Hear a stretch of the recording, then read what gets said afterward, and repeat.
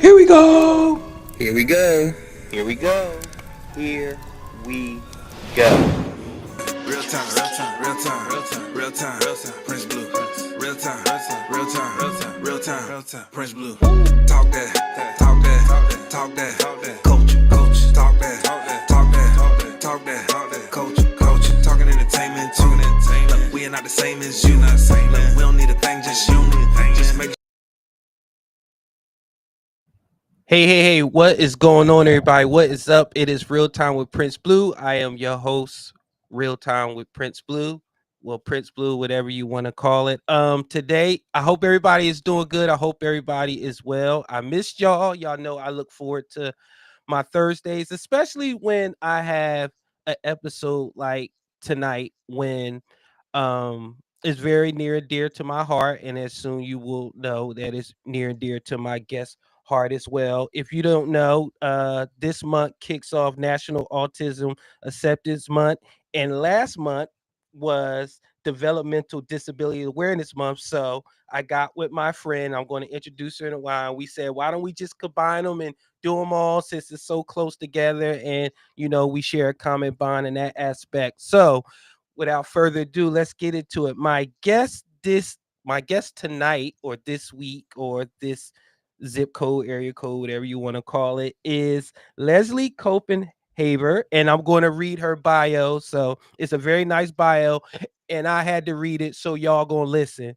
and I don't care. Leslie Copenhaver is a portfolio entrepreneur or a serial entrepreneur. She is the sole owner, artistic director of Art and Motion Dance Performing Company located in Harrisburg, North Carolina. She is the co-owner of Hunter Gracie Homeschool Enrichment Center, which is located in Concord, North Carolina.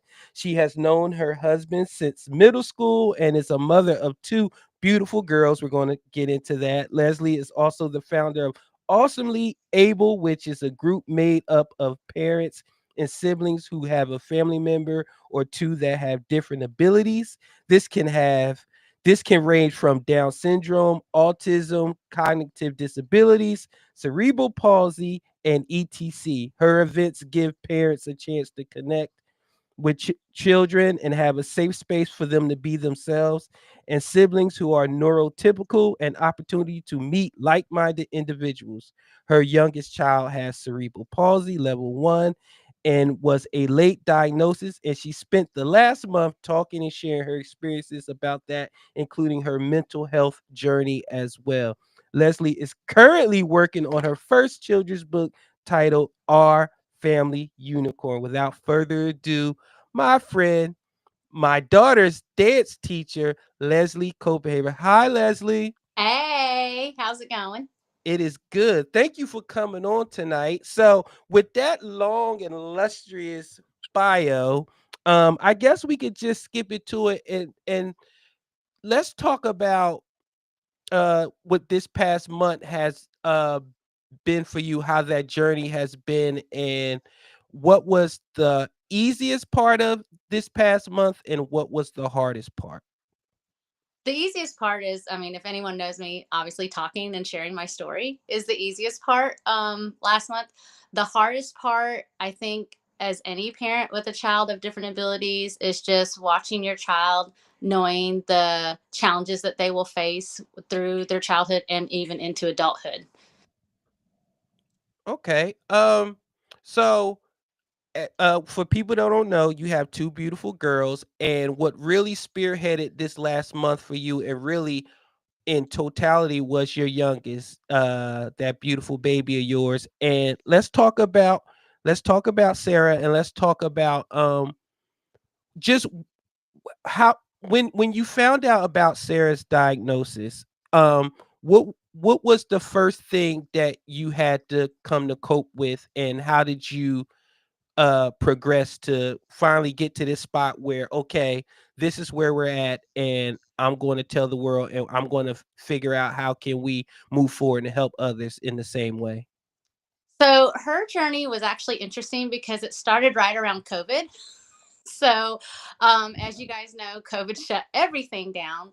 So when she was our baby. So she was a late walker, which we didn't really think much of it because everyone wants to hold the last baby of the family because they know there's not any more babies coming. So she was walking a little late. And then when she started walking, we realized that, or I noticed that her left foot was turned inward. So we brought that up with the pediatrician around her 18-month appointment. And then she's like, okay, well, we'll watch it. I don't really see that much of a turn in right now. And she's still learning to walk and get her balance. So we'll watch that. And then COVID happened. So COVID shut it down. And we decided, okay, well, our pediatrician's not that concerned about it right now. So we will just put it on hold. And then the whole family got COVID in the fall of 2022. So she actually her lips turned blue and we had to rush her to the hospital. And so that's what restarted the journey of her diagnosis. And we went from, oh, it's just something called tibial torsion, to, no, we need to go to see this person. No, you need to go see that person. So it was a lot of appointments. And then when we finally got her diagnosis, that was in September 7th of 2023, and it was through an MRI. So that was the only way they could actually diagnose her, because there's 5 levels of cerebral palsy. So she has level 1. So level 1 is very mild. So unless you have a trained eye for it, you really wouldn't notice unless someone points it out. Then you start to see them. And the MRI is what showed it. So they thought she either had cerebral palsy or NF1. And if she had NF1, that's a rare genetic condition. And so she had to have contrast in her when she had her MRI done. So once we got that diagnosis, what I had to do is, it's something that a lot of parents have to do. I realize you have to grieve the life that you thought you would have. Mm-hmm. Not necessarily saying that that's like, oh my gosh, it's not like, oh, my life is over, or oh, our life is going to be so difficult. It's more along the lines of what you had planned in your head as a family um, is no longer the route you're going to be on. So that was the one thing I had to come to terms with, was grieving what we thought our quote unquote normal was going to be for our family of 4. Once we got her diagnosis, though, since she was a late diagnosis, we got thrown into all these appointments. Sometimes we had 4 or 5 in a week. Sometimes they were 10 a month. I mean, it was just, we were playing catch up, because the faster with the cerebral palsy, the sooner you can diagnose it and you can start the interventions of it with the therapies, the better her chances are that her brain pretty much rewires like think of like a detour when Mm-hmm. construction. This actually, like, the roads shut off, so that part of her brain's no longer viable. So they're basically, the physical therapy and the occupational therapy is helping her brain just find a new route on how to do things. So that was the hardest thing. Was I actually, like I said, I had to grieve what I thought my life was going to be like. And actually I just realized that it's a new normal, and it's even more enriched because of it. I've always worked with these children probably since I was in my early 20s. So it wasn't really that much of a big deal. My mom said it perfectly to me once we got her diagnosis. She was like, well, if God was going to give any of the children, because I'm one of 5, she was like, if God was going to give any of the kids a child that had special needs, it would be you, because you have a special place in your heart for it. So I kind of found comfort in that. But the challenges that we've faced, whether it's insurance, whether that's Medicaid, or just the general public, is what's really kind of made me passionate about speaking out against it, because hers is not that noticeable. And if anyone has ever had a disability, whether like it could be migraines, it could be, some kind of nerve issue that you have, it may not always be seen. So people kind of look at you like, do you really have that? Or are you just Yeah, that's I hate that, how people just they have it in their mind that certain things look certain, because everybody knows my son has autism, and Princeton, if you look at him from the outside, it's like, oh, he's a normal kid. And then he starts doing stuff and you're like, that okay, that's different, that's unique.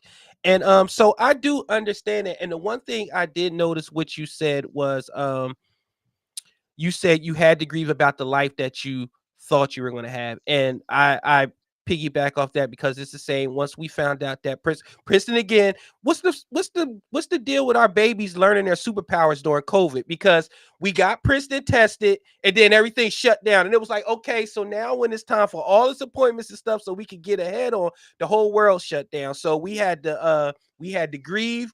We had to grieve a very short period of time. Then we had to say, okay, we need to do what we need to do to get him ready, because once everything opens back up, we need to go right into everything. So we had to set up all appointments. We had to make sure everything was good. And I do understand that part about the grieving part.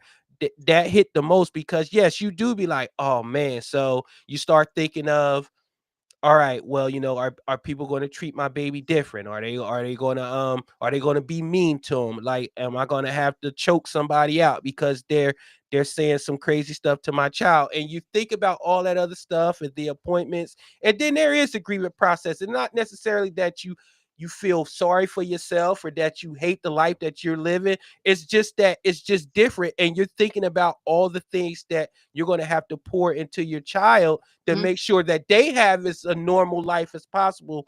Damn everybody else on the outside. You just want to start putting a shelter around. But I do like also how you talked about how your mom gathered around you. And for those who know, you're Hawaiian, right? Yes. Right.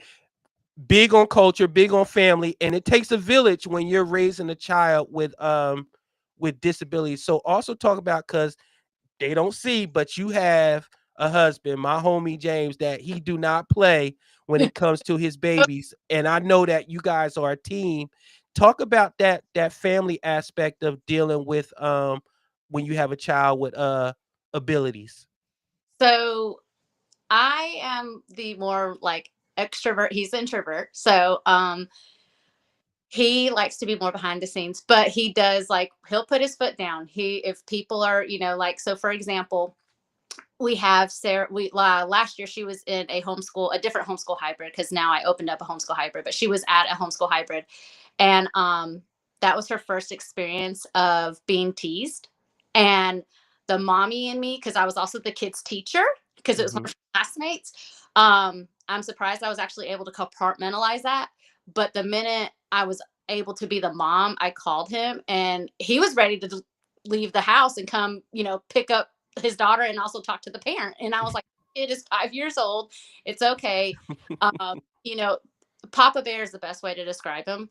Um, but he's also the more rational one when Mm-hmm. it comes to things. Like, he's like, okay, so when we got her diagnosis, he was like, okay, we got the diagnosis. What's the next step? What's the next step that we need to do? He was ready for like any appointment, any, like, if we got to drop something and go somewhere, let's do it. Where I was like, let me get my feels about this, because we found out it actually, her cerebral palsy was caused by being in utero. So it was while I was pregnant with her. She Mm-hmm. had a stroke while I was pregnant with her. So that took a toll on me. But James, he's always been the one that he, like a lot of men, he doesn't show his true emotions unless something happens, like when she got teased on the playground. But he's been the biggest supporter for her. He's her number one cheerleader, although Makana will tell you that she's the number one cheerleader. Um, he's right there with her. He goes to every physical therapy appointment that he can go to, every occupational therapy appointment that he can go to. He just wants to be so hands-on, so he knows when we're at home with her the things that we can do to help her get stronger and better for her life. And I do want to touch on Makana, because when you have a child, when you have more than one child, and you have one that has a disability and one that does Mm-hmm.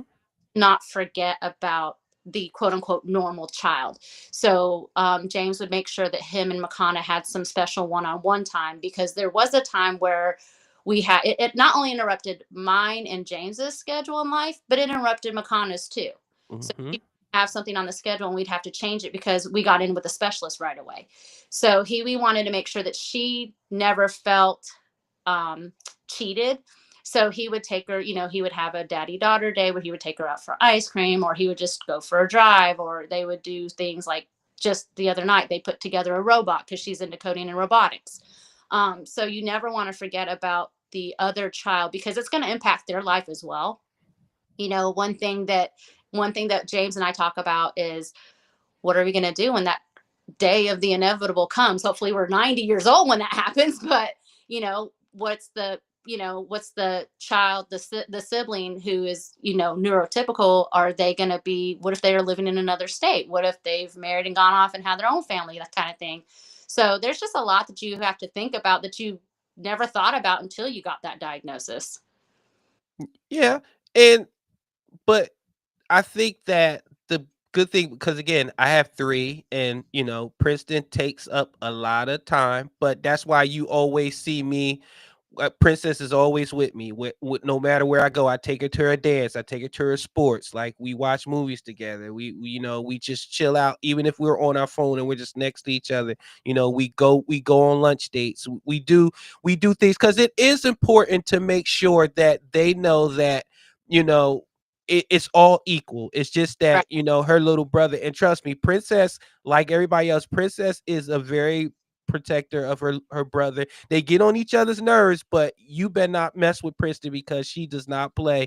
And I think that is very important too, because when you do have multiple children and their siblings, and they can clearly see that there's some extra attention that needs to go to a sibling, especially a younger sibling, it can be difficult. But I think if you do it the right way, and Mm. we're going to get into that a little bit later, because I have some videos that uh me and you are going to react to, and you're going to see where the dynamic that parents just sometimes they start living vicariously through their child and the disabilities, and they start treating that child like Mm-hmm. it's contradictory, but treating them like they're special and they're above everybody else, including their own children. And that's when you get into conflict. So I think I do want to also talk about, without having to expose your bank account and all that stuff, because we're under the same boat. Let's talk about the financial aspect of raising a child with disability, because I think that is very important, especially in the age where you know we're not going to get to politics, but when you have to pay attention to who's signing off on what, who's impacting Disabilities Act, who's impacting the funding for your child and their schooling and their care. So talk a little bit about that aspect. So I will say, we obviously have accumulated bills, because you see specialist after specialist after specialist, because you're wanting that answer, because you're on this journey of, okay, something is not right with my child.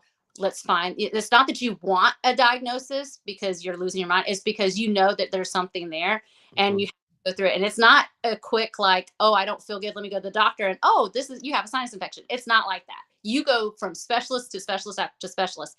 So you do, yes, if you have insurance and you're lucky enough to have insurance, it's great, but you still have a lot of financial responsibility, because not only do you have the specialist appointments, but you have to sometimes get special equipment. Sometimes you need to have an extra appointment, that kind of thing. So I will say, I never thought I'd be in this financial boat that I'm in, because I was like, you have this plan and you're like, okay, we're going to hit, when we hit this age, we're going to get this or we're going to get that. And then all of a sudden this curveball comes and you're like, okay, we'll do whatever it takes. I mean, James and I joked one day, we were like, we'll live in a cardboard box as long as she gets what she needs. But sometimes it feels like you're about to go live in a cardboard box. Medicaid is not as easy as a lot of people made it sound, It is not. because they're like, oh, once you get this diagnosis, just show them the paper and you're good to go. But No. they don't tell you about that 10 to 15-year wait list and all the red tape, and pretty much you have to yeah, again, if you think that the way people's perception of disabilities is, imagine Medicaid. Like, they really want your kid to look like Quasimodo and be in a whip. Like, it's like the more that they are less normal, the better your chances. So Yeah. when you talk about, Sarah, being cerebral, but it's stage 1, they have a tier 2. They're like, well, if it's stage 1, you don't need this amount of resources. Right. You can do this. Well, You could with give a her, Robitussin and all this other crazy stuff. with her being a late diagnosis, one thing we did run into, was with insurance. They were like, oh, well, since it's a late diagnosis, it wasn't that serious. And I was like, Mm-hmm. so it's almost like insurance fought us. And I was like, wait a minute. Okay. Granted, if you look back, COVID hit, so we shut everything down. So obviously, if she would have been diagnosed years ago, but they were trying to tell us, oh, well, since she was a late diagnosis, it's not that serious. If it was serious, you would have been diagnosed when she was born. And I was like, okay. Now I'm going to go ahead and say I was naive when I heard cerebral palsy, because I might automatically think, and I think a lot of people think, number one, they don't know there's 5 levels. And when you hear cerebral palsy, you automatically think of the wheelchairs, the children who need assistance, who have walkers or wheelchairs. Um, Learned real quick that's not completely true. So I understand a little bit of insurance thinking like, well, it's not that serious. And once you realize, okay, she's going to need occupational therapy, she's going to need physical therapy, she's going to need, they even had her at a food therapy for a little bit because her whole left side's affected. So she still to this day has a possibility of choking on food because Mm-hmm. of the left side being the weaker side. Um, but insurance, Medicaid, they made it sound like when we met with with one of the specialists after her diagnosis, she was like, "Oh yeah, you'll go to Medicaid. You send them, you show them this form and her social security card, and you guys will be good to go." We were denied. And I was like, I have all these bills. I mean, her MRI alone was a nice chunk of change.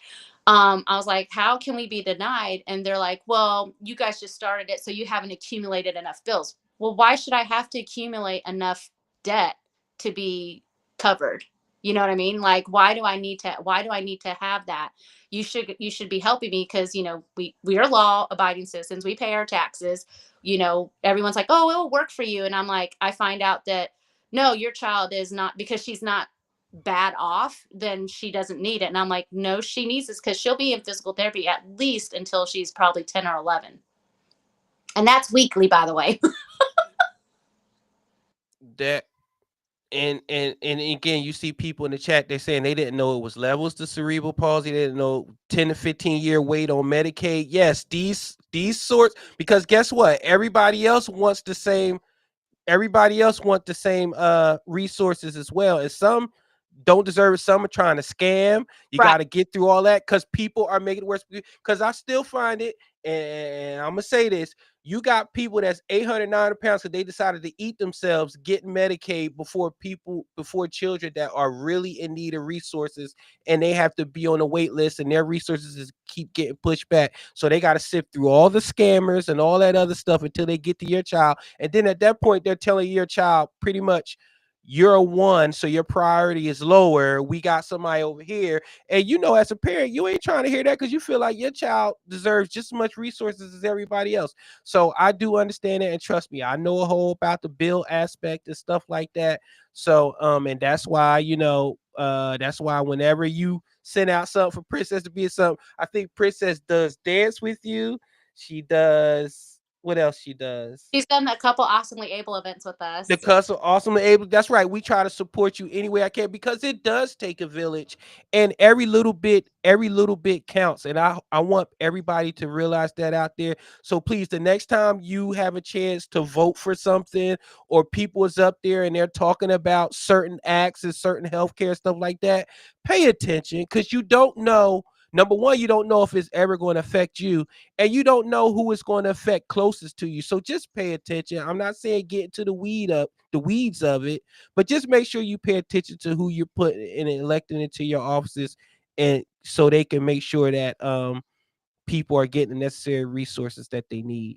I do want to say that I was talking to one lady just by happenstance. She works for Cabarrus County Social Services, and she told me, and it was she's been there for 18 years, and she told me, she goes, unfortunately, you have to apply more than once. And I was like, why? And she goes, those who really really need it will keep applying, and eventually you'll be accepted. And I was like, so she goes, the ones who are scammers, they'll try once or twice and then they don't try again. She goes, but those who really need it, they're applying 5, 6, sometimes 7 times, and then they finally get approved. But here's the thing, it could take a couple years for all that, and you've accumulated all these other medical bills. And people are like, oh well, it doesn't affect your credit and stuff, but it can affect other things if you're trying to get, like, if you want to buy a car, if you want to buy a home, there are other. Mm-hmm.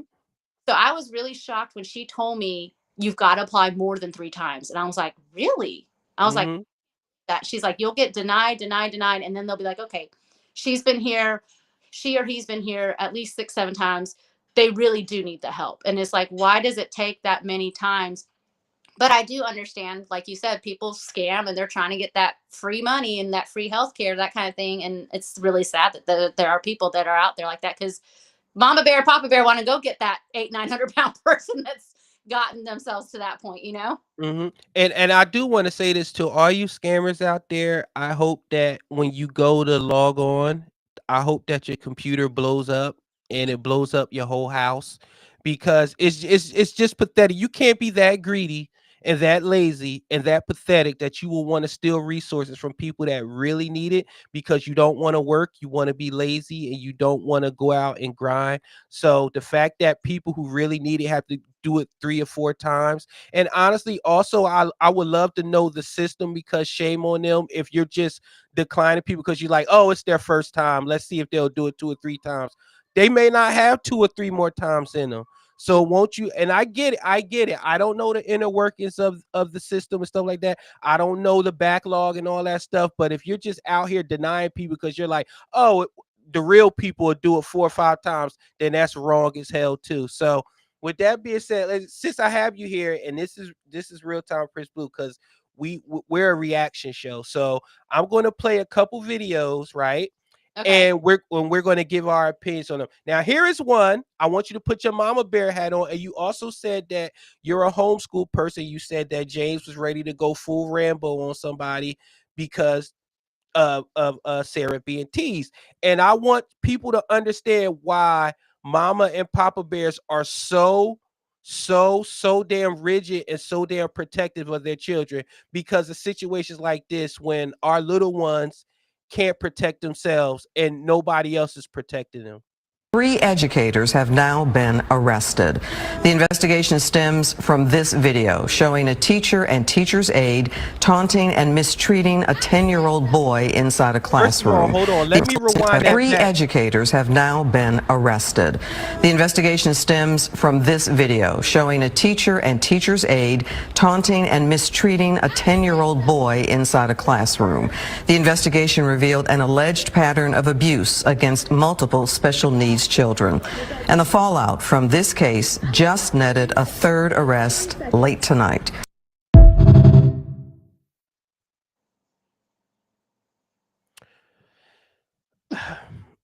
I'd be in jail. I think we all would be. First of all, shout out to that person who recorded it. I tried to read up on the story. I think this was another teacher who said, unless nobody will believe me when I tell them what the kids do, so she recorded in secret to get that. So shout out to that teacher. She did the right thing. And Leslie, just overall, I don't know if you saw in the very beginning, they slapped the special kids upside the head. Talk to me about that situation. What's the first thing that comes to mind when you see something like that? Give me like less than a minute with that person. Why are you in that field? Why are you in that job? Why are you in that field? Because parents who are not blessed like we are, like I am blessed that my husband works as hard as he does. He grinds very hard, that I can stay home and homeschool the children, and that I also have a homeschool hybrid. But there are parents that can't. And so they're taking their kids to facilities where they're trusting those adults to be not just a teacher, but to also be a safe space for their children. So why'd you do that job? If it got to be too much for you, then find a new job. I know that sounds easier said than done, but you can go look for another job during that time. But why stay if it's not bringing you any joy, or if it's making you wake up and regret having that job? You know what I mean? I have no words, because it's just shocking, but it's also not surprising, because it's probably a lot more than people realize or want to realize that it's happening. You being more diplomatic than me. I'm gonna tell you what I would do. I would show up, right? I will show up, and I will get right to the point where they're like, "Oh my God, angry black man, call the police, call the police." And then I'll be like, you thought I was the one? No. Honey, come in, please. And then I'll get the real one on you. Cause see, I'm the easy one. You mistreat any of ours, you got to worry about Taika. You ain't got to worry about me. I'm going to want to be physical, and I know that doesn't work, but she's going to cut you in the media. She's going to cut you in your pocket. She's going to cut you at the job. She's going to cut you on Yelp, Instagram, Twitter, X, all social media. She's going to be calling every day. But in real honesty, though, there's a special place in hell for people like that when they know that those kids are at a disadvantage, and they know that they need somebody to advocate for them. So when they take that and they abuse that and they totally undermine what it is to be a person in that position, there's a special place in hell for people like that. And I just can't believe that. I'm glad that all three got arrested, and I'm going to follow up, and I hope that they get time. I'm But glad they're all over social media because now they can't walk down the street. nope, and they can't, and I hope they can't go to another area, another county, and get another job. Their faces are plastered everywhere, and I hope that they never get a job anywhere else again. Hell, I don't even want them making my fish fillet at McDonald's, because they have shown that when cameras, they can't do the right thing when eyes are not on them, and that's a person you cannot trust. So that means no telling what else they've done to those children. Yeah. No telling. And then these be the same people when your kid get like ouchies or whatever, and they be like, oh, they fell. Did they fall, or did you put your hands on my child? And this where everything else starts coming into play. And sometimes you be wondering, when if your kids were quote unquote normal, and then all of a sudden they started acting out of nowhere, did you hit them too hard? Did you push them into a wall? Did you cause some type of brain hemorrhage or trauma? Like, all these things coming to about, and people don't understand that. But no, when parents start showing up and showing out and getting unhinged, that's the part that they show that the parents are getting arrested and things like that. So shout out to whoever that whistleblower was. I hope that those three rot in hell, and I hope that they never get a job again. And I hope that, I know it sounds bad, but I kind of want to know how their family's doing, because I want to know, like, since their faces have been plastered all over the news, not only is it now it's all about them. Now their families know what kind of family member they have. Mm-hmm. So, I mean, now their families, now they're going to, maybe I'm wrong, but I doubt it, they're going to try and play the victim. Leave my alone, my family didn't do nothing. No, sorry, you brought it on yourself. And you know what's funny? I hate to be this way, but the fact that it was three women, because naturally, as a woman, like your mama bear is like, even the other women, like another woman should have been like, that's not how we treat these children. Like, what are you doing? Like, don't do that. No, something. They all got together and collectively said, we're going to mistreat these kids. It almost was like, who can up one? Right. It was like one slapped him in the head, the other, he went to the other one thinking, maybe she'll be a little. And this is another thing I can't stand about a lot of people. Don't think that these kids are dumb, or they're not able to feel. They don't have any emotions. They don't know how to cipher how to be treated, because you can see he went to another adult to say, okay, she's obviously having a bad day, so let me go see, if the vibes are different over here. And they were not different. There was no reprieve for that child. That was the sad part about it. Yeah. So we got another one. Now this one I'm going to be a little bit, I guess you want to say, controversial about, but this one is about a woman who took her autistic child to the movie theater, and surprise, surprise, it didn't work out. Well, we're going to our car because we're at the movie theater, and he didn't want to sit still. He had his iPad, and so the workers... Bro, I really can't make this stuff up. Like, we at the movies, and so he has his iPad, he has his headphones. Brightness is like mid, like not too bright. And so he's getting fidgety. He's like, I'm ready to go, bye-bye. All right, cool. So I'm getting him ready. And then I see one of the workers, like, mind you, we on the top floor. I see the workers walking up towards us. Like, literally, as I'm about to come out the aisle, she's walking up towards us. And so we walk past her. She stops, and then she follows us out. Like, Bro, this is so discouraging. Like, this really make me not want to go nowhere. Like, every place we go, whether it's the church, the movies, like, bro.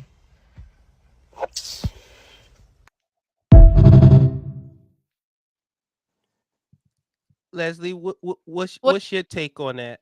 she kicked out? Is that what No, she just saw that it just wasn't going to work out, and she was starting to leave, and then the person she didn't say if the person said something to her or not, but the person followed her on the way out. it comes back to? Okay, so I haven't I've experienced something similar. So with Sarah's cerebral palsy, she also has a leg length discrepancy. So if she's walking too long or standing too long, her hip will hurt. So we have what looks like a baby Bjorn, but it's for older children Hmm. who are like, I think it's made up to 80 pounds, but I was like, I don't know if I could carry 80 pounds on my back. But it literally looks like a baby Bjorn. We call it the Sarah backpack. And I will put it on and I will literally wear her as if she was like an infant. And I've mama bears come out. People have looked at me and they just give me this look like, oh, she's just trying to keep her a baby forever or whatever. And or they don't say anything at all. And when they stare at you, mama bear has come out a little bit. And I'm like, do you have a question? Do you want to say something to me? And James is always, he's the rational one. He's like, okay, Leslie, let's go this way.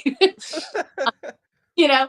Um, but what my take is on it, like, just ask, like, in a very respectable way. If you are not sure about something, if you're like, hey, is there something I could help you with your child? I mean, each person's different, but as long as you ask in a respectable manner, I don't have a problem with it. It's the people who stare or the people who follow, and it comes more from adults than Hmm. children.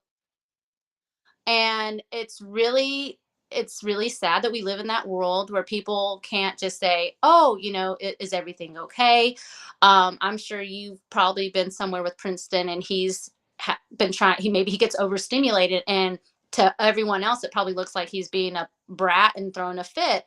But you have parents that will come by and just openly just feel free to pass judgment on you, like, oh, someone needs to be disciplined. It's like, I'm about to discipline you if you don't walk on, you know Yeah, this is my thing here.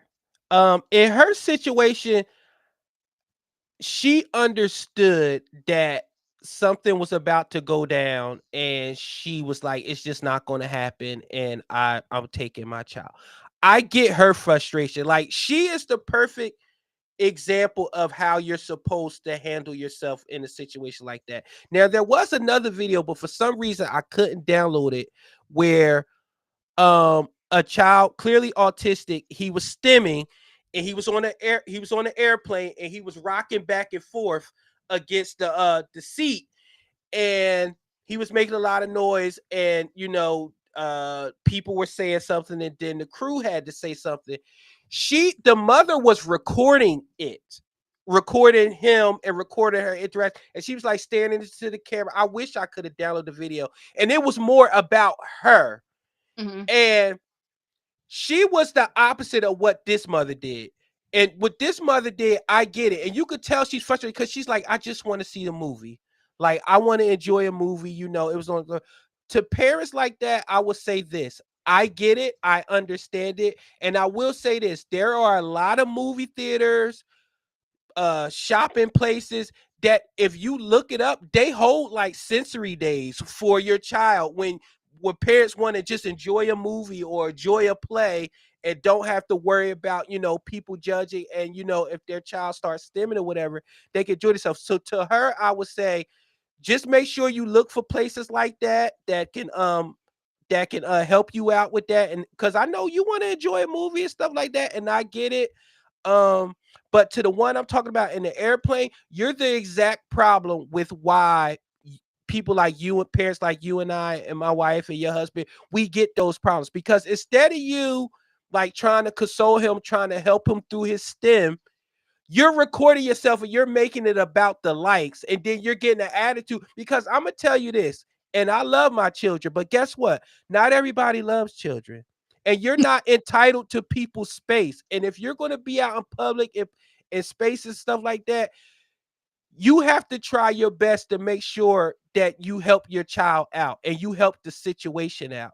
You can't be like, oh, my child's autistic, so they can do what they want. They can run up and down the aisle, slap people in the head. They can make a whole bunch of noise. They can do whatever they want. I'm on a plane with Princeton every single time, and he sits next to me. Princeton doesn't like to wear headphones, but he loves his phone. So I have to constantly turn it down. Sometimes I won't be hearing it because my headphones on, and the crew, she'll be like, can you have him turn it down? And I'll be like, turn it down, son. But now we're in the age where no son play it. And then if they say something to me, I could say, well, he's autistic. Right. It's about you then. It's Yeah, not it's about you then. It's not, it's like and you're supposed to help your child out. that's not going to help your child, because now you've turned it into, it's about me, me, me. Look how they're mistreating me, how they're mistreating my child. But if you notice, the words are me and my. It's not my child's being mistreated. And it's just, it's one of those things that's hard, because like I was, okay, so James and I were at SeaWorld one year, and there was a guy behind us with his son. And just by the way he was talking to his son, I could tell that his son was on the spectrum. And Mm-hmm. I know it sounds really funny to say it like this, but I was like, oh, thank goodness he's standing by me, because I'll understand and I'll be, understanding if he's stemming or something. And the dad had noticed that we were getting ready to feed the dolphins. And the dad, I guess, while we were waiting in the line, he saw that there were sensory friendly times for them to feed the dolphin, but he was trying to call and see about it. So he was already in line. So he's like, well, we'll try it this way. And they specifically give you instructions to not dangle the fish up, because the birds will come in. Mm-hmm. And you can ask James about this next time you see him. So we're next to this father and his son, and the son's getting so excited. He's getting oversensed. He's getting he's going on a sensory overload.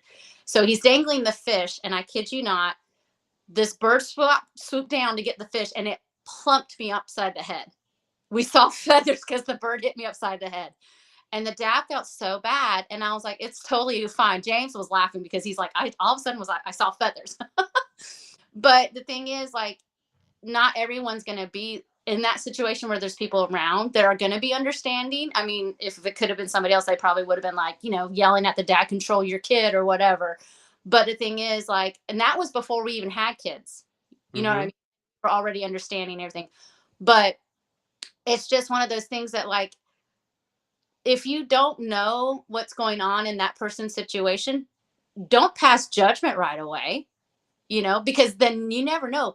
Look what happened years later. Our child's not on the spectrum, but our child has cerebral palsy, and we're facing almost the same kind of issues that Mm-hmm. children on the spectrum versus children who have Down syndrome. And that's one thing about Awesomely Able, is that's one thing all the parents we've talked about when we have our get-togethers, we're all facing kind of the same criticism. People see a child with Down syndrome and they automatically just, oh, it's pity to the parents, or you have a child who's on the spectrum. It's just like, oh, that it must be so difficult, and it's just like, we don't want your pity. We want your understanding. We want Correct. empathy. We want you to not take pity on me and maybe just say, oh, what can we do as a community to make it better for not just your child, but for your child and their siblings. That is absolutely right, and that's the thing about it. There you go. That's the thing about it, that people, we don't want your sympathy, we don't want your pity. We just want your understanding, a little bit of grace, because the right parents they're not gonna let their kid just go off the hinges, and they're gonna try their best to make it suitable for everybody else. Is it going to be flawless? Absolutely not. But we're not going to pull out our phones and record and let the kid keep rocking and hitting it. It's just the entitlement to some of the parents out here. And then to that person I'm talking about, I went to their Instagram page. Would you know they have 3 other kids, but you wouldn't know because their money maker is the one with special needs. That's the one who gets all the attention, the most views, the most likes, the most, and then what I did like in the comment section was people understood that what she was doing was not what you and I would do. So they was getting on her. They was like, so why don't you just help them out? Not take out your phone and record and watch everybody get mad and then try to cry that people. And then how I knew that she really wasn't about, what? She was in her comment section arguing with people and just saying the most crazy unhinged things. So I'm like, yeah, you're not about your child. You're about the attention that this is giving you. So I was like, to parents like that, I have no pity for them, and I just hope that people understand that It's good giving parents, which parents yeah, special needs name.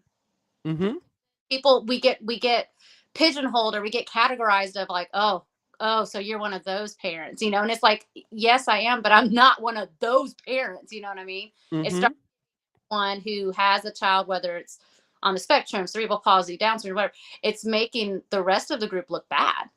That's what it always does. And this is, but I hope with the conversation that you and I just had, and will continue to have, in your advocacy, will help people understand that, and it will bring more awareness to it, and not just to the people within the community, but the people outside the community. Because for some reason, movements always get the most movement from people outside the community. People in the community, we get it. We like, yeah, yeah, but it's the people on the outside that's gonna do it. So before I let you go, because I have to, the second half of the show, I have to get to the dark side of real time. And I don't want you associated with any of that.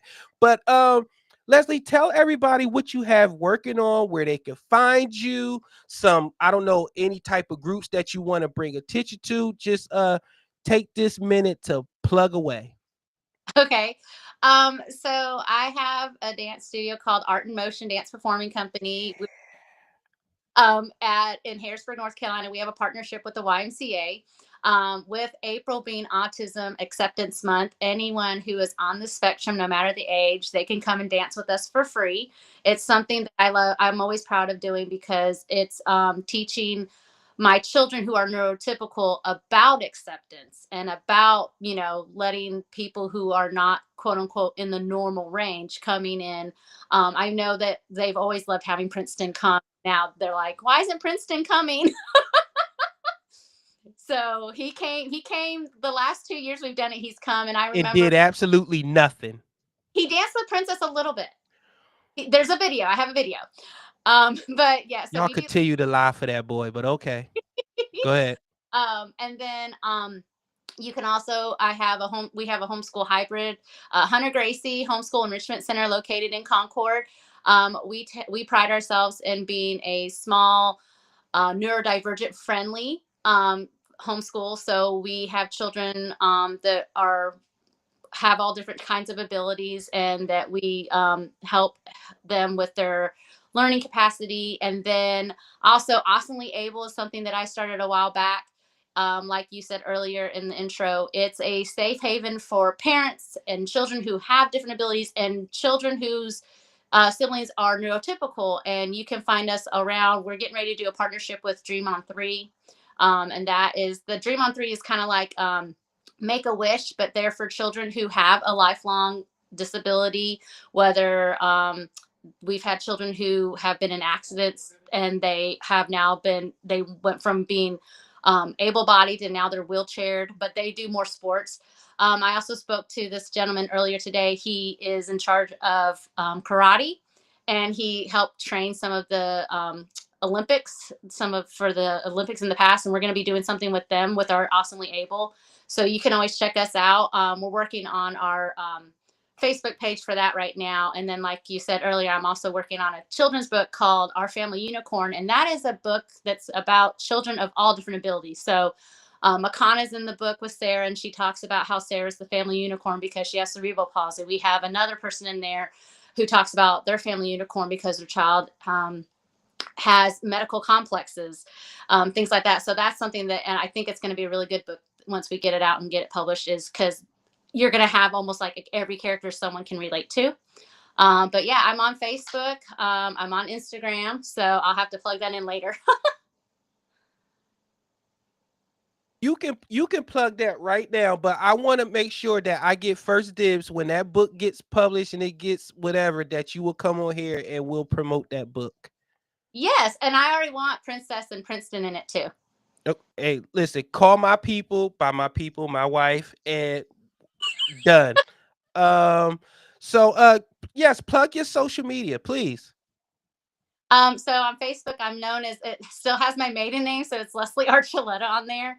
And then on Instagram, I'm under there right now under Art in Motion Dance Performing Company. So you can find me there. And then, of course, we also have a Hunter Gracie Homeschool Enrichment Facebook page as well. Awesome. Thank you so much, my friend. Everybody, make sure you check out Leslie and her many ventures. And thank y'all for welcoming Leslie. And Leslie, thank you for coming on. I really appreciate you, my friend, and I will see you soon. Thank you so much. Awesome. Thank you. And hey, real quick, congratulations on your doctorate. Oh, thank you so much. We gonna get into that on the second half of the Dark Time after the commercial. But thank you so much, Leslie, and we will keep in touch, my friend. Bye.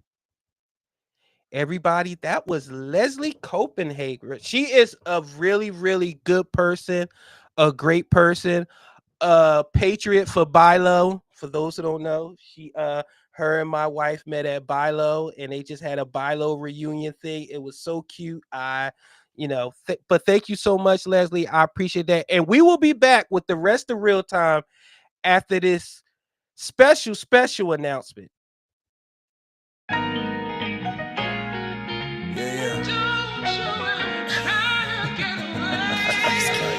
Yeah. Look, black and blue lives. Yeah. That's a new vibe. Yeah. It's black and blue lives. Yeah. That's a new vibe. Yeah. A podcast lit. I think we got a hit. Yeah. A black and blue lives. Yeah. Look, we got Prince Blue and Steph talking black and blue lives. Yeah. A black and blue lives. Yeah. It's Steph and Blue.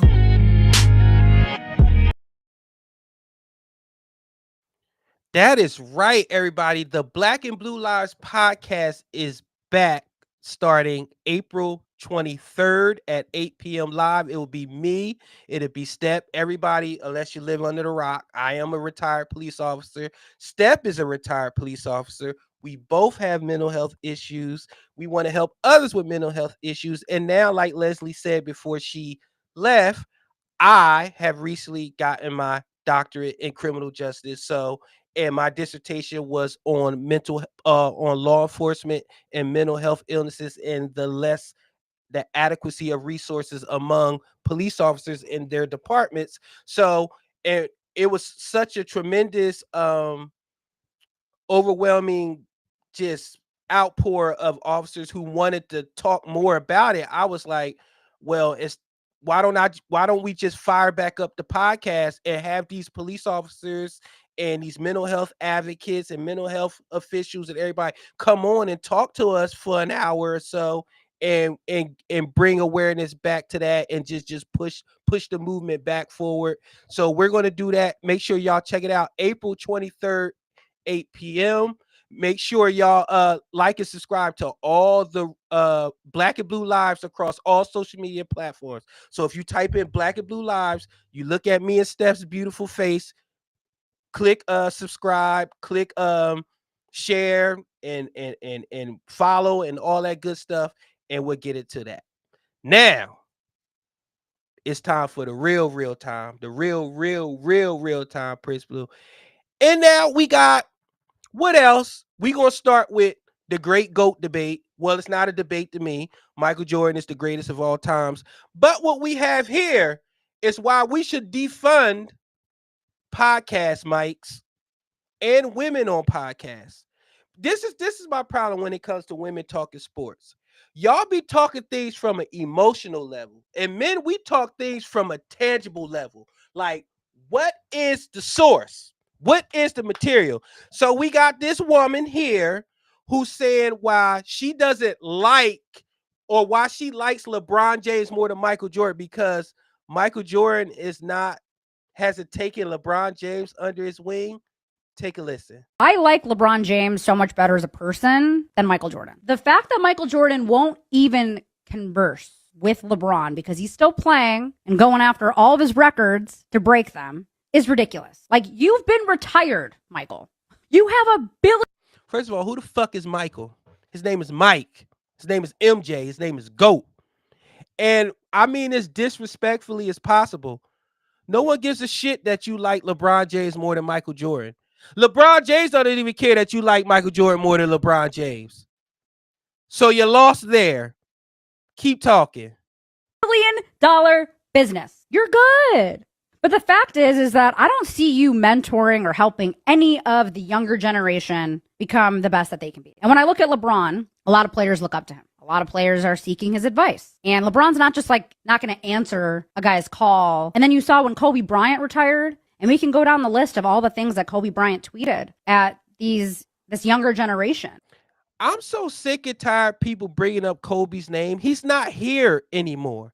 If you're going to talk about Kobe, talk about him on the basketball court, the stuff that can't be refuted, the stuff that can't be argued, his accolades on the basketball court. When you start getting into the mental psyche of Kobe and why he did certain things off the court, you're speculating.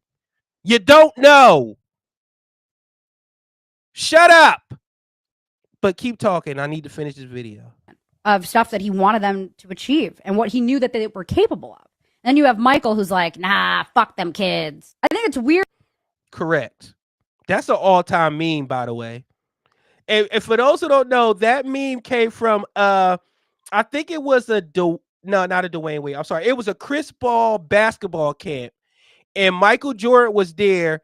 And I think Chris Paul challenged Mike. He said if Mike missed like a certain amount of shots, he would have to gift the kids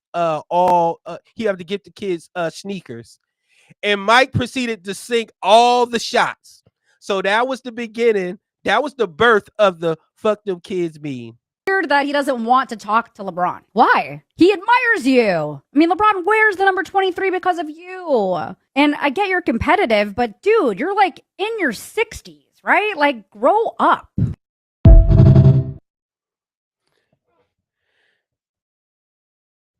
You're telling Michael Jordan to grow up, who's a billionaire 2 times over, the greatest basketball player of all time, a mogul, iconic, changed the game, changed the culture. You're telling him to grow up because he, quote unquote, doesn't want to talk to LeBron, which is absolutely unequivocally false. The thing about Michael Jordan, yes, he is uber competitive, but also the thing about Michael Jordan is he's old school. He believed that you should be reaching out to him. And Michael also reaches out to those who he deems worthy. That's just the way it is. When you reach a level of Michael Jordan, you look to surround yourself with people that are like-minded. Maybe on not just a basketball level, but a personal level, him and LeBron just don't mesh. And that's the difference between men and women. Women would much rather be phony and fake around people just because. Men, we just won't mess with you. Hey man, why you don't never come through, man? Cause I don't get down like that, yo. You be doing some wild stuff, and I just don't get down like that. Men are just that way. And you could be broke or you could be a billionaire. You want to surround yourself with like-minded people. Just because they play basketball and they're both great at it doesn't mean that they should be homies or they should talk. That's why women are always around here calling people friends, and men are always like, hey, associate, friend. I talk to him on social media, friend, my homie, my best friend, my brother. It's levels to this. Y'all put everybody under the friend umbrella. Oh my God, we get our hair and nails done at the same place. We must be friends. No, y'all get y'all hair and nails done at the same place. Doesn't mean y'all should talk. I know a lot of married men. Doesn't mean I want to be friends with them. That's another thing. A lot of married women do this. Oh my God, I met this perfect couple across the street. You and her husband will make great friends. Why? Because we're both married? Because we both have beards? No. No, men, it doesn't work that way. This is why I like LeBron James more than Michael Jordan. Good for you, Sarah. That's not even her name, but I'm gonna call her Sarah because she don't even deserve to have a name. Stupid. We'll be back after this next message. Guess what, bitches? We're back! We're back. Trifecta is back! This Friday, February 7th, baby. I know you miss me. Let's go! Season 3, and I'm just here to let you know that I am going to be even pettier than I was last season.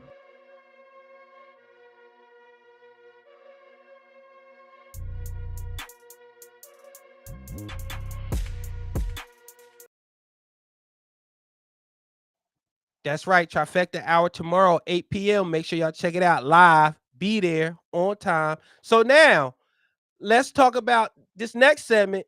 Ain't nobody coming to see you, Otis. Now, for somebody who's been through multiple graduations, 3 to be exact, bachelor's, master's, and next month, my doctorate, I know about graduation etiquette, whether I've appeared in one or for the people that have come to see me graduate. This is what you should not do at a graduation. Okay, so this video is doing the rounds. It boggles my mind. I don't understand it, the behavior.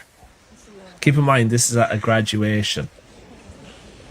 I don't care. I ain't gotta see you a day in my life. Just watch, you know.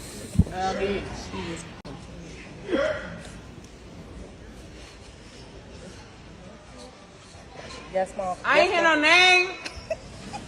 Oh, alright, bad. Oh, alright. Yeah, Mad, isn't it? I am.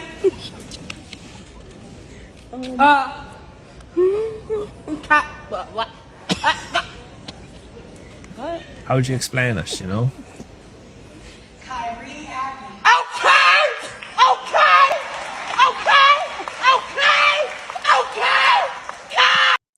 I want you to see the people in the front right here. They are so annoyed, it's not even funny. And to the person that's cackling, that's probably her friend that thinks this is funny, it's not funny. Because number one, she took all the attention off her son, Kyrie. Shout out to Kyrie for your accomplishment. Because it's about you, Kyrie, and only you, Kyrie. It's your day, Kyrie. Shout out to you, Kyrie, for your wonderful accomplishment. She took all the attention off of Kyrie and put it on herself. Let's finish it. Period.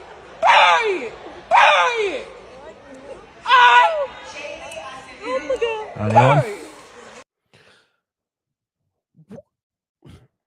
Now, if somebody from that school would have removed her, she wouldn't have showed none of this video. She would have just showed the aftermath that said how they was racist, or if you hate a black woman, just say that. All this yada yada yada yada yada. But meanwhile, she was acting like a complete unhinged hyena.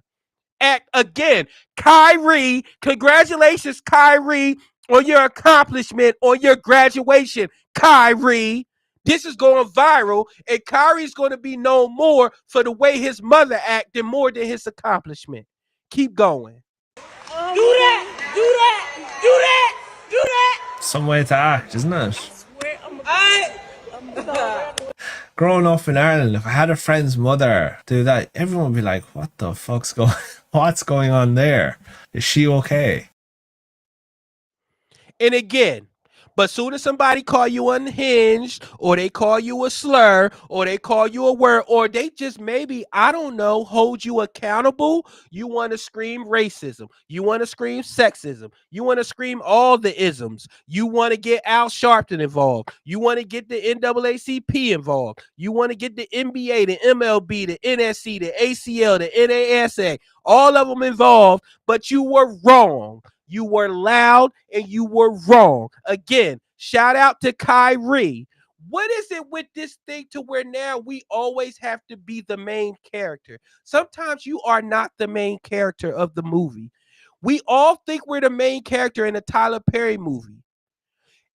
No, And number one, if you knew Tyler Perry, you would know why you won't be the main character. Well, you would be the main character, but in the bad way, because we know how Tyler likes to treat dark-skinned women. But I digress. But what I'm saying is, why are you acting that way? You know, first of all, whatever his last name was, you know the names are called in alphabetical order. So you have to wait your turn. They give you the brochure and you know when your child's name is going to come up. So why are you doing that? Again, shout out to Kyrie. Because it was about you, Kyrie. And I hope you know that your accomplishment is more than this viral moment that your mother tried to have. And then, speaking of mother, where was the father? Where was the father? Why wasn't the father there? Because if a father was there, none of that would have happened. None of that. That's why we need more fathers in the home. Purr, purr, purr. Like, what is a purr? Was she saying period or purr? Shout out to Kyrie, because it looks like you're going to need every bit of your accomplishments. Because Lord knows, I mean, she got you to that point, I guess. Shout out to Kyrie. Jesus. We'll be back. Guess what, bitches? We're back. We're back. Trifecta is back. This Friday, February 7th, baby. I know you miss me. Let's go. Season 3, and I'm just here to let you know that I am going to be even pettier than I was last season.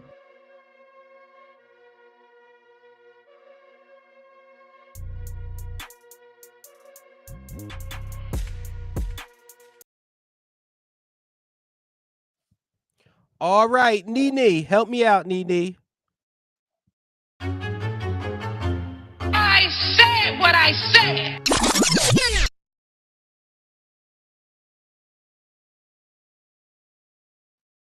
All right, it's time for I Said What I Said. That's when I play a video, I get my opinion on it, and you can't change my mind about it. This one is called With Your Broke Ass, and you about to see why. So you're in the infantry? Well, they send me my update information. What's your rank in the infantry? 06. You're an 06? Colonel. Yes, sir. She's a colonel in the Army, coming to get a loan from her local recruiting station. She's a colonel. Pay attention to the uniform. Okay. That's what I'm talking about. They want me to get there, so to do my update on my pay. So, Okay. but I don't have any money to get there. You're 06 and you don't have any money. That's why I wanted to come here. She a 06 and don't have any money. For those who don't know, in the military, 06 a colonel. Look up the pay of a colonel.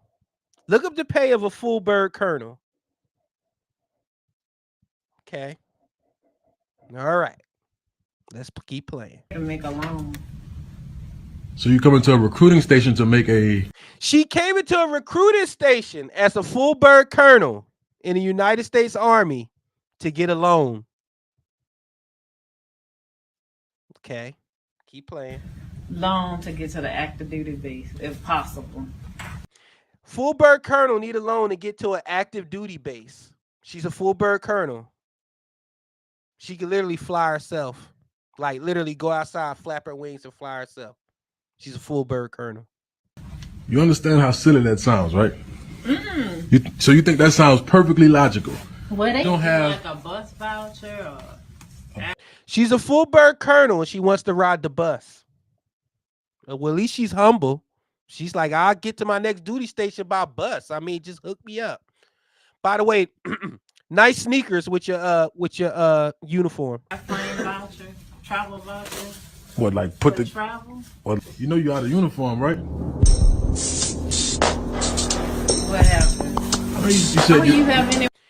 She immediately started to cover her rank up because she don't even have rank on, but she's a full bird colonel. That's correct, Belinda. 8K to 14K per month a full bird colonel makes in the military. Rank around some extra.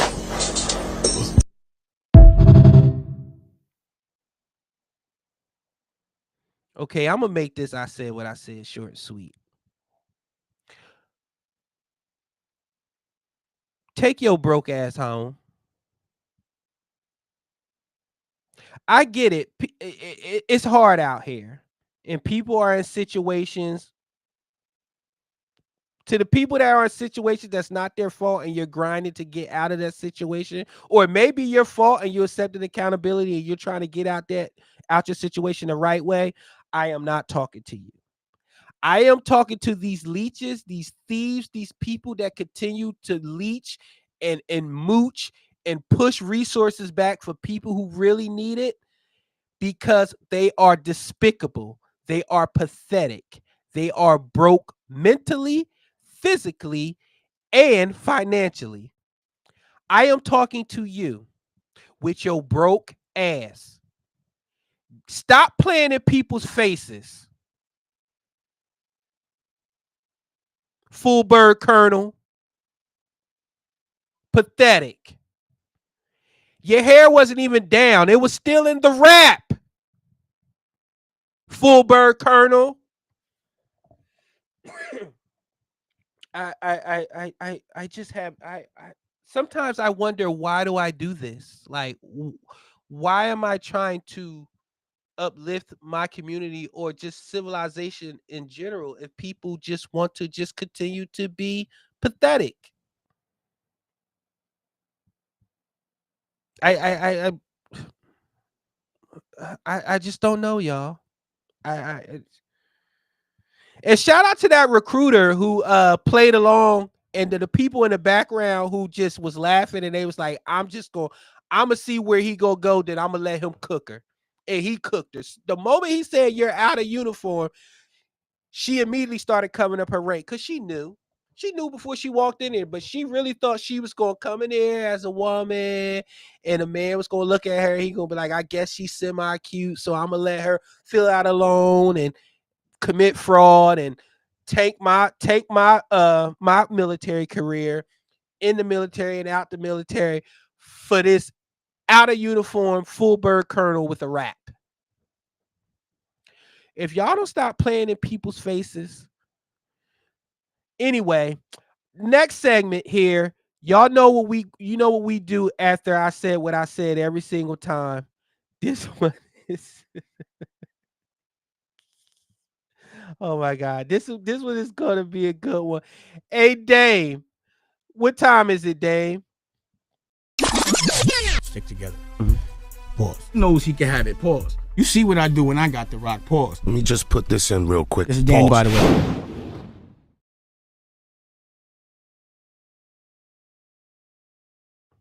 All right, it's time for Ayo Pause. That's where I play a video and I let you know if it was an Ayo Pause mode. This one, I forgot which one.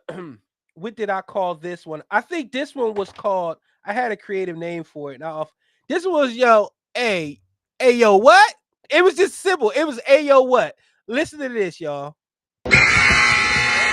If you miss, I'll suck you in the locker room.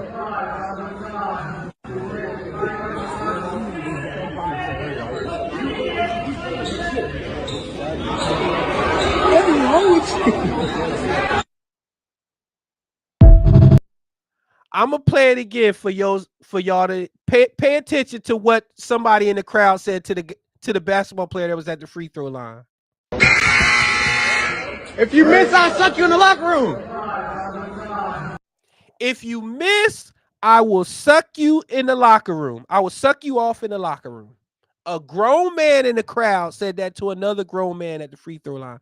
And look at the coach immediately look back like, hey, yo, who said that?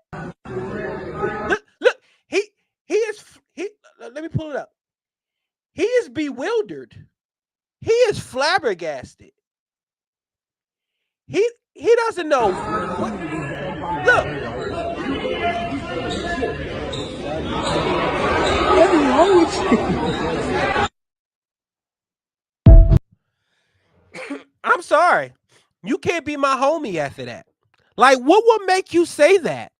Why would you say that? Like, my brother, not even if my house was on that free throw, and if he missed that free throw, I was going to lose my house. Would I say I'll suck you off in the locker room if you miss? Something tells me he didn't even have to be at the free throw line to get that in the locker room. I'm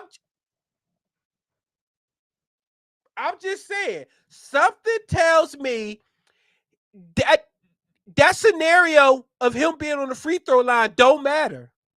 That he could get the top in the locker room. Because no grown man says that, even if they playing. No grown man says that. So I'm looking at you, I'm looking at your homies, and I'm saying, if you got a girl at home, the next time you say, I'm going to hang out with the fellas, she should pack up and leave immediately. Because the joysticks and the sticks that you getting on to play PS5, it ain't the stick she think. Hey, yo. Pause. All the way. We'll be back. Guess what, bitches? We're back. We're back. Trifecta is back. This Friday, February 7th, baby. I know you miss me. Let's go. Season 3, and I'm just here to let you know that I am going to be even pettier than I was last season.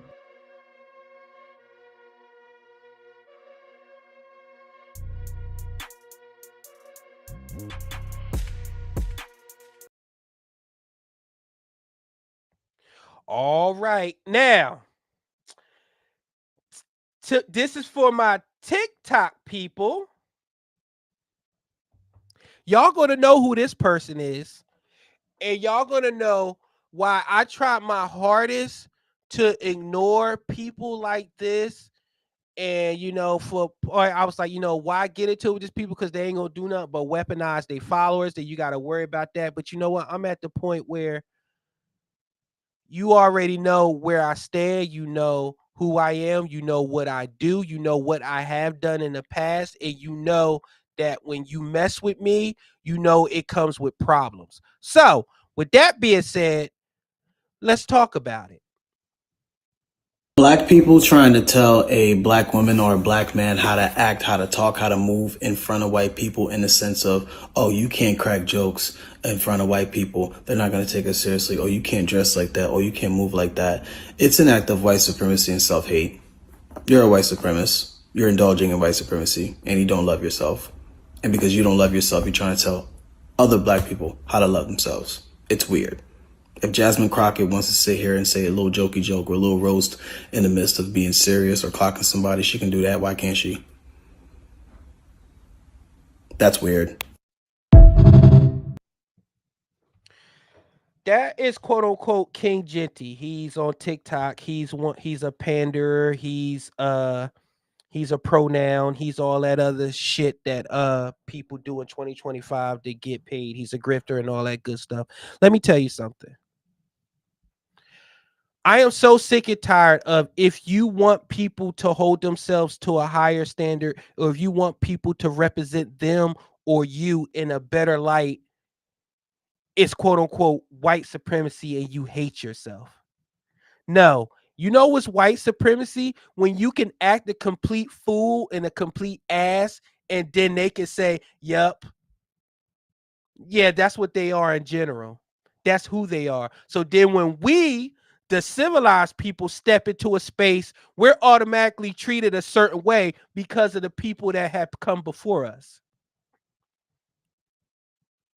You are the people, you and people like you are the reason why Malcolm X shook his head. Because since when have holding yourself accountable or carrying yourself in a better light means that you are agent or you are upholding white supremacy? Some of you can't even spell white supremacy. But you're so quick to use these white supremacist talking points. Who do you think calls you a name when you're a civilized, educated, intelligent, emotionally secure, emotionally intelligent black person? Who do you think calls you names?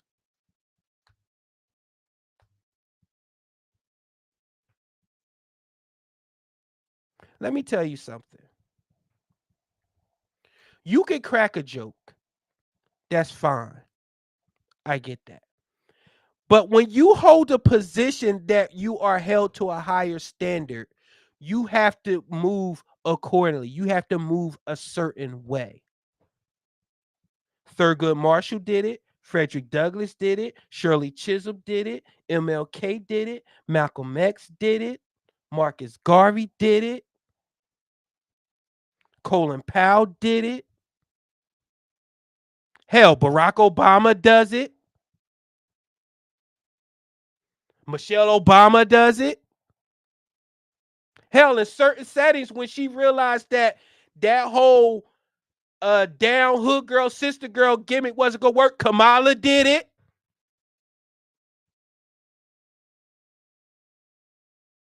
We have to stop this. Acting like you got some damn sense doesn't mean you're a sellout. It doesn't mean you're humorless. Doesn't mean you're a cornball. It just means that you recognize that you in a certain position, you have to move accordingly. I am a retired police officer. When I was a police officer, I would have to hold myself to a higher standard. I couldn't come out here and tell a joke on a disabled person. I couldn't come out here and call a person a name. I couldn't come out here and say I'll crack somebody's head or all this other stuff. Why? Because I'm in a position that I have to behave accordingly.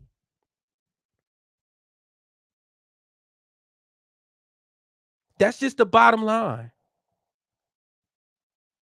White supremacists and all this stuff, that stuff don't move me. It don't. Oh, you want to tap dance for the white man? That don't move me.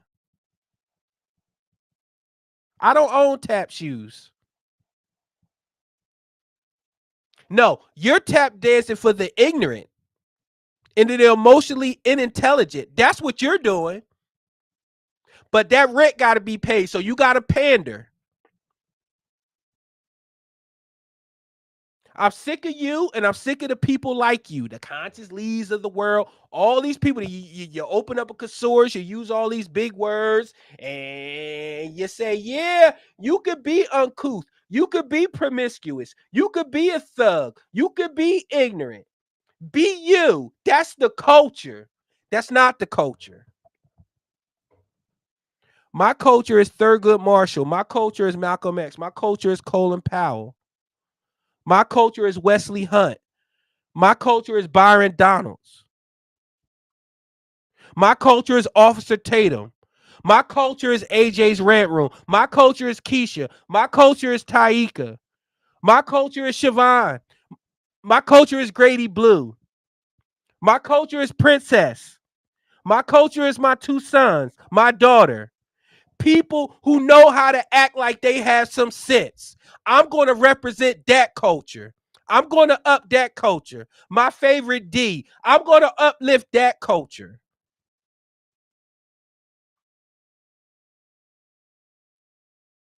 Those are the people that belong to be put not on a pedestal, but belong to be, they should be highlighted.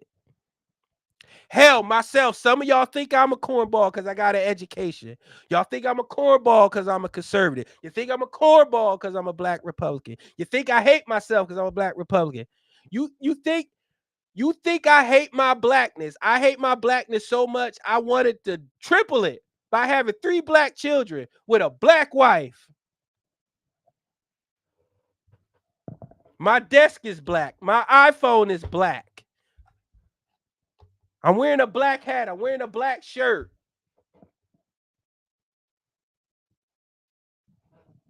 My son is going to an HBCU. I hate my blackness. I hate my blackness so much I want to improve on it. I want to make sure that other black people understand that they can do anything that they put their minds to if they work hard and if they know how to navigate and move. Did I say change who you are? Absolutely not. I said you know how to navigate and move. I was able to get where I am and do what I do being myself, but I knew how to navigate. Navigating is not selling out. You have to know how to move in spaces. I have to know when to be Prince and I have to know when to be real time. When I defended my dissertation, I was myself. But I had to dial some of the things back that I know that in an academic setting, in a professional setting, just would not fly. But I learned this. You learn to say the same thing that you would say as real time, but you say it as Prince Blue, as Dr. Prince Blue. Now that I got my paper, I can navigate how I want. But trust and believe, I know that there's consequences to how I navigate. But you put yourself in a position where you can make those calls. You can't make those calls if you're not in that position. And you were in no position to question anybody's blackness. Not you. If y'all want, do y'all research on that individual that I just posted. That I just played that video. Do your research. And you tell me if he could talk about anybody.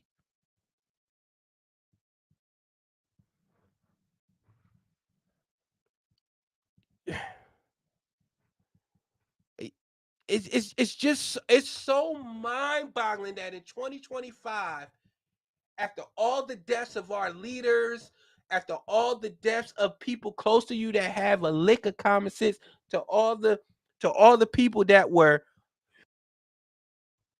to all the people that have been hosed, hung, shot, dragged, hurt, mutilated, decimated, disenfranchised, really disenfranchised, not that old they didn't let me in the movie bullshit. No, I mean really like N-word, you can't get a job here because you are N-word. I'm talking real disenfranchised. In 2025, we're still telling somebody that they hate themselves because they want to tell other people, hey, you're in front of the camera, you're a representative. You cannot be cursing and acting a plumb fool in front of people.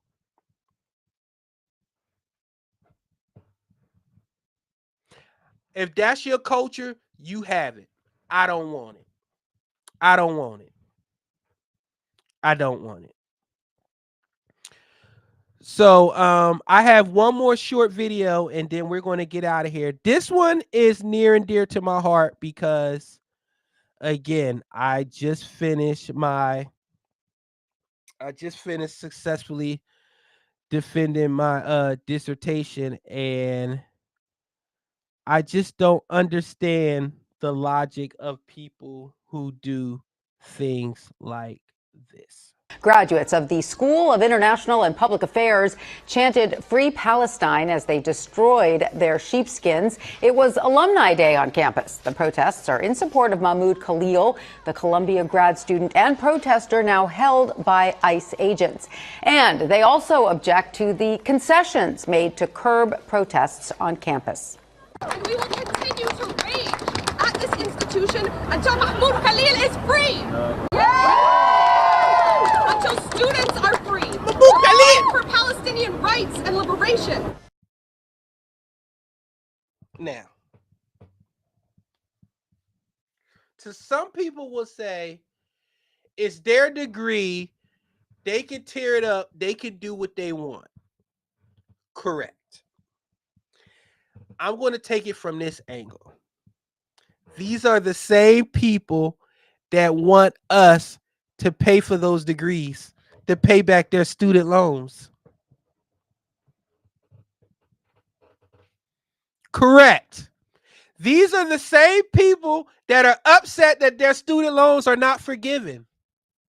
Why should we forgive something that you quote unquote worked hard for to only rip it up? But the paper doesn't really mean anything. They have the degree. They got the knowledge. They did that. It's the same people that's burning Teslas. You already paid for the Tesla. Why are you burning it? Crashing it was going to do what? Ripping up your degree is going to do what? The college already has your money. And you know what? The protesters always look the same. Middle-aged, frumpy, own cats, look unattractive, sexless, just blah. They always look alike. Mahmoud Khalid. We will not rest until Mahmoud Khalid is free. Shut up. God, these people, man. But you know what? Their degree was probably in gender studies, Crayola. It was probably in basket weaving, sign building. What's another? Home ec, uh, uh, um, liberal studies. All that goofy shit that people do just to get all these labels. But what they would tell you is women are the most educated. No, you are the most enrolled, because an educated and a well-intelligent person will not be standing up there tearing up their degree. You're alumni. This is why people have an issue with college now. That's why they say that people feel like college is not about learning anymore. It's about indoctrination. And this is why everybody that gets the education is not intelligent, because it's all about how you apply what you have learned. To me, they just showed that they know how to apply their emotions, and they know how to apply their emotions to things that they deem super important, that's worthy of them making an ass of themselves. You're alumni and you're acting like that at Columbia University. I don't know what's going on at Columbia. That's like the fourth thing during people are ripping up their degrees and their graduation. One girl actually walked across stage, snatched her degree out the chancellor's hand and tore it up on video. You know who won't be tearing up their doctorate? Me. Hello. Thank you to the great school of St. Leo University. I appreciate you. Thank you for recognizing my hard work. I will not be ripping up a degree. I will be shaking everybody's hands, shaking hands, kissing babies, eating all the finger foods, all the hors d'oeuvres. You know why? Because I earned it, and I'm going to use what I have learned, what I've been taught, the people I have networked with to make real change. Because as far as I'm concerned, standing on the stage and ripping up your degree is not doing a damn thing but getting you laughed at. Ha ha ha ha ha ha ha. Because they still got their money. If I was the chancellor, I'll be staring from my window with my hands behind my back like, look at him. Look at him. I still got their money. The government still pay me my money, and you still got to pay it at 18.6 APR. But by all means, rip up the piece of paper. And if I was that college, you will not get another copy. Tell your mama to give you a copy. Tell Mahmoud Khalid to give you a copy. Mahmoud Khalid. All right, everybody. Thank you for listening. Thank you. This has been an extra long episode today because I had my friend Leslie Copenhaver on, and we really had to talk about Autistic Acceptance Month, disability awareness month that just passed, and I thank y'all for hanging in with me. I appreciate this. As you can hear, I am congested. I am not feeling good, but no one cares. They just know that it's Thursday and real time better be on, and I did this for you. So, y'all can cash at me, Venmo me. Nah, I'm just playing. But I appreciate everybody for listening. I appreciate this so much. Shout out to everybody, man. All 74 people. Let me do a roll call. Thank you to the 70 people on X, the 2 people on YouTube, and the 2 people on Facebook. I appreciate y'all so much. Thank you for listening. I will see y'all tomorrow on Trifecta Hour. I won't see y'all next week because it's my daughter's birthday and we are going to be celebrating. And I'm going to give her all my time and all my attention. And so I won't be doing, but I will see y'all the week after that. I come back stronger because I think we're going to have Black and Blue Lives. We're going to have Real Time, and we're going to have Trifecta. Yo, I'm just podcasting. I'm a professional podcaster now. Getting paid nothing. So again, if y'all want to cash at me to keep the lights on and all that good stuff, why can't I grift? Yes.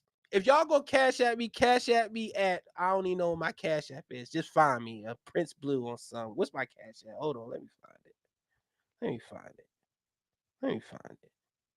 What's my cash app? My cash app is Real Prince Blue. $ Real Prince Blue. Cash at me. $ Real Prince Blue. I'll take $1. I ain't too proud to beg. I ain't gonna get on here and be like, oh, I need $500 for rent and all that. No. I will use it to get like food and stuff like that. I ain't gonna lie about my donations like other people do. Cash at me, Real Prince Blue. I appreciate you.